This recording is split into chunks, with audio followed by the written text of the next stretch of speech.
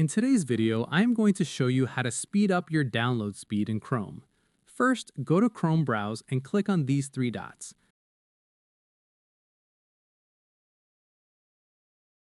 Go to Systems.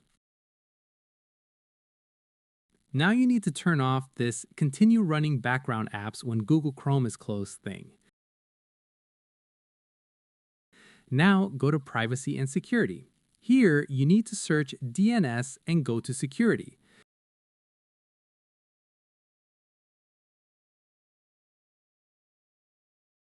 Make sure Keep Turn On Secure DNS.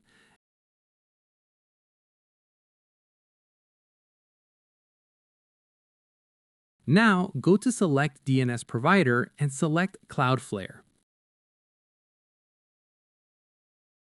Now go to Chrome and search this.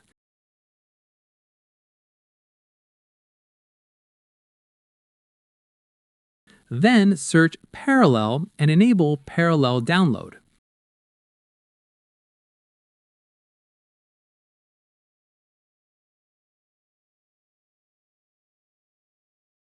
To do next method, go to Command Prompt, search CMD.